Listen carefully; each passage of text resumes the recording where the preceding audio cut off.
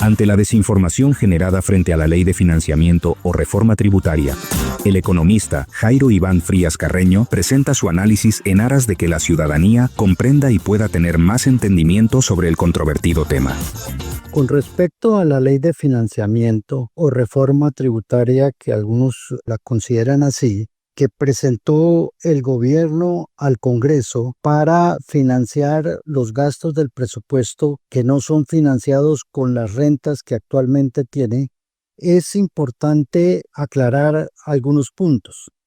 El primero, esta ley tiene origen en la Constitución Nacional. El artículo 347 establece que el gobierno debe presentar la totalidad de los gastos y si los ingresos son menores a los gastos que ha proyectado, por separado puede presentar una ley para crear o reformar algunas de las rentas y así poder obtener los ingresos que le faltan. El presupuesto puede ser aprobado sin esta ley, la cual puede seguir discutiéndose en la vigencia posterior. Lo que sí establece es que mientras se apruebe, el gobierno debe suspender los gastos hasta que se apruebe la ley de financiamiento. El decreto 111 del 96 en su artículo 54 así lo plantea.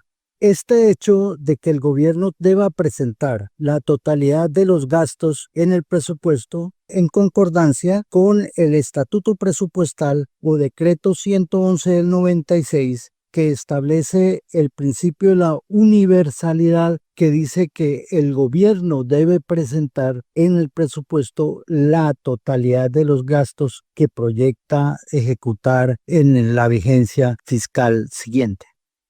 Un segundo punto. El artículo 346 de la Constitución Nacional establece que anualmente el gobierno debe presentar el presupuesto que debe corresponder al plan de desarrollo. Esto es importante recalcarlo, que debe corresponder al plan de desarrollo. Y le establece un término de los primeros 10 días de la nueva legislatura del Congreso, o sea, la que empieza el 20 de julio. Esto es con el artículo 52 del decreto 111 del 96.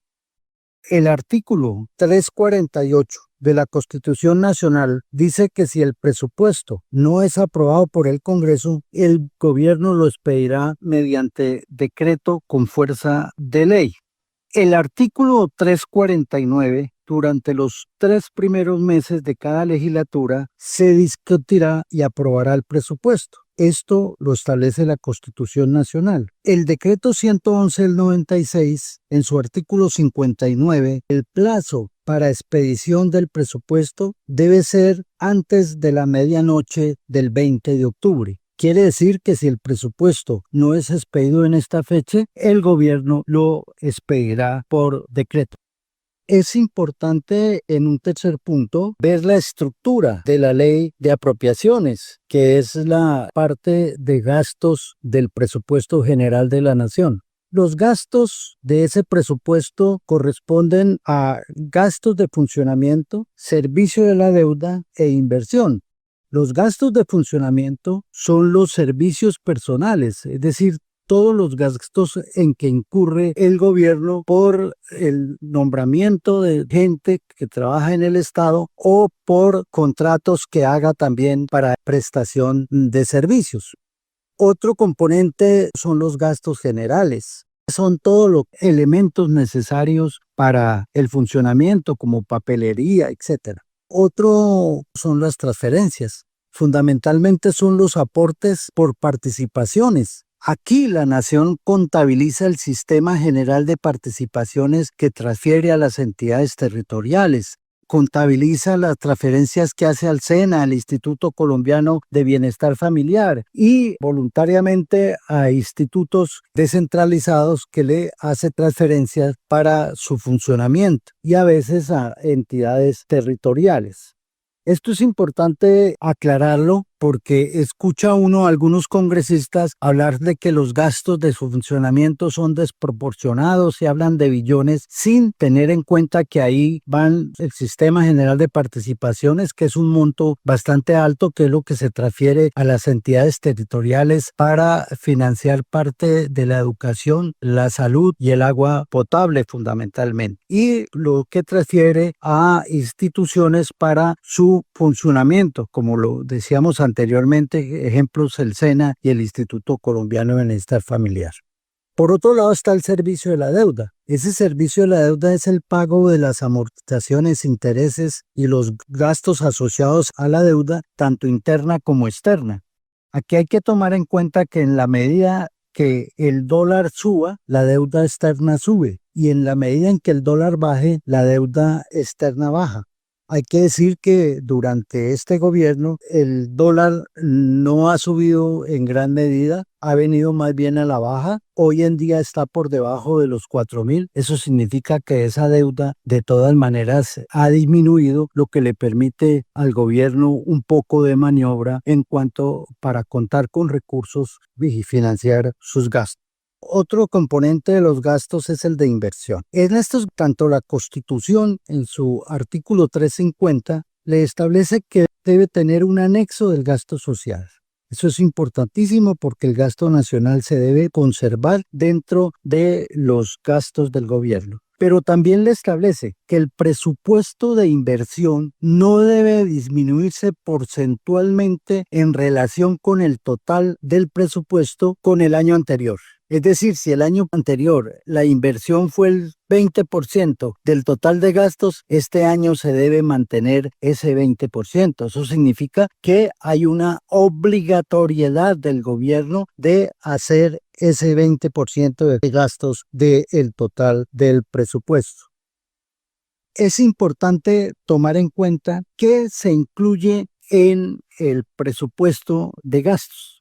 El decreto 111 en su artículo 38, su literal C, dice fundamentalmente que deben ser los planes y programas aprobados por el Congreso, el plan de desarrollo aprobado por el Congreso y pues los otros gastos que por ley se establece, etcétera, pero quiero resaltar este literal C porque hace referencia a los gastos aprobados dentro del plan de desarrollo. El artículo 346 de la Constitución Nacional establece que el gobierno expedirá un plan de desarrollo que contiene un plan plurianual de inversiones. Son los presupuestos plurianuales y allí se establecen claramente los recursos financieros requeridos para su financiación. Allí está claramente definido lo que necesita el gobierno durante los 4 años para financiar ese presupuesto, ese plan de desarrollo que es aprobado y que en este gobierno aprobó el Congreso. Es importante ver tanto el artículo 346 como el artículo 339.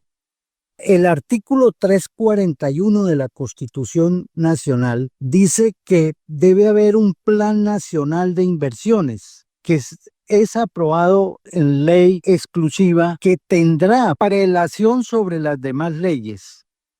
Si el gobierno presenta este Plan Nacional de Inversiones, esta ley, y no es aprobada por el Congreso, durante los 3 primeros meses siguientes a que la presentó al Congreso, el gobierno lo expedirá por decreto con fuerza de ley. Al igual, es importante resaltar que esta ley de apropiaciones contendrá los mecanismos necesarios para su ejecución que suplirán a los existentes. Es decir, que sí pueden plantearse mecanismos para ejecución del plan de desarrollo y esta inclusión es constitucional.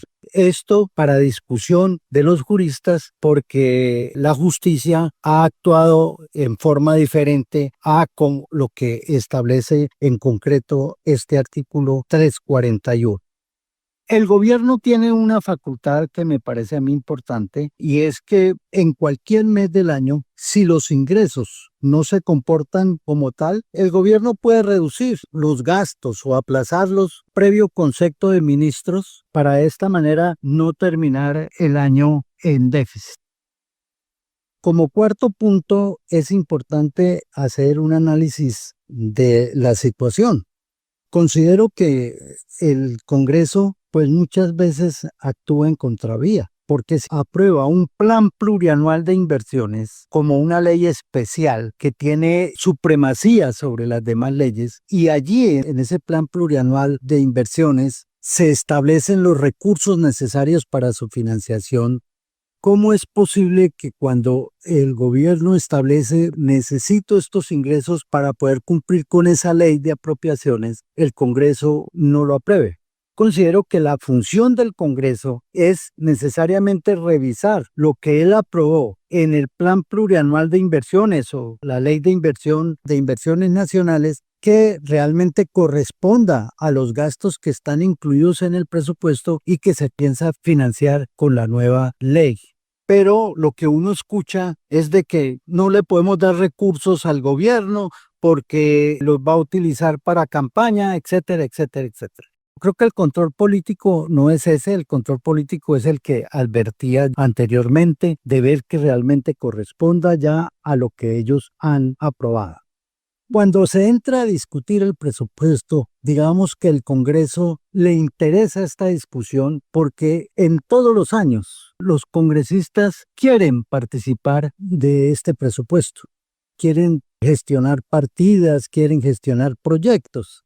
No en vano, por ejemplo, han establecido en la ley unos artículos que a mí me parece no son necesarios. Por ejemplo, el artículo 51 del decreto 111 del 96, que dice que el gobierno debe presentar el anteproyecto en la primera semana de abril a las comisiones tercera y cuarta. Para mí no debía darse porque en abril todavía se está pensando en unas posibilidades. Lo importante es que ellos entren a discutir el proyecto el 20 de julio cuando se les presenta.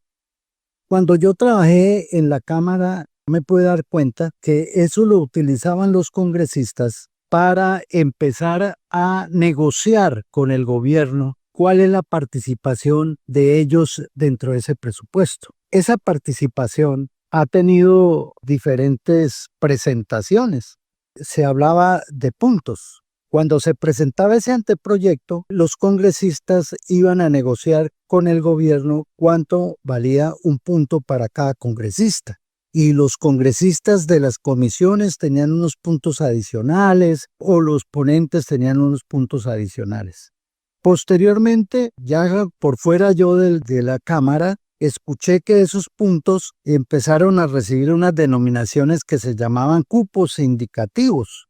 Y hoy en día ya esos puntos o esos cupos indicativos reciben el nombre de mermelada. Cuando empieza la discusión del presupuesto, ahí es donde empieza el reparto de mermelada. Como este gobierno no negocia en ese sentido, entonces ahí tiene un problema para la aprobación de ese presupuesto. Es muy lamentable que esto exista, pero así es. Antiguamente, hace muchos años, los parlamentarios se les medía su gestión por la cantidad de recursos que lograran gestionar para las entidades territoriales para que hiciera inversión el gobierno nacional. Hoy en día, los congresistas entran a pedir que les aprueben proyectos y muchas veces no los canalizan hacia su territorio de origen, sino a sus otros territorios para poder manejar, y hay que decirlo así sinceramente, los contratos que se derivan de esas partidas presupuestales que van a otras regiones.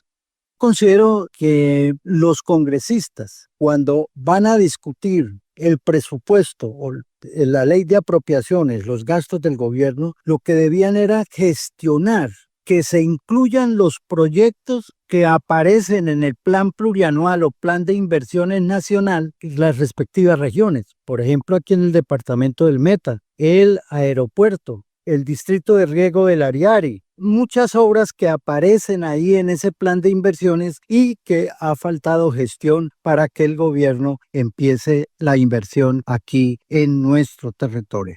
Yo no veo que haya ninguna necesidad, por ejemplo, que el artículo 56 del decreto 111 del 96 dice que las comisiones definirán el monto definitivo del presupuesto hasta el 15 de septiembre, otra instancia que no es necesaria. Creo que el presupuesto lo que tiene que hacer es presentarse, discutirse, aprobarse en primer debate y discutirse en plenaria y aprobarse, sin necesidad de pasos intermedios que lo que hacen muchas veces es obstaculizar o forzar una negociación.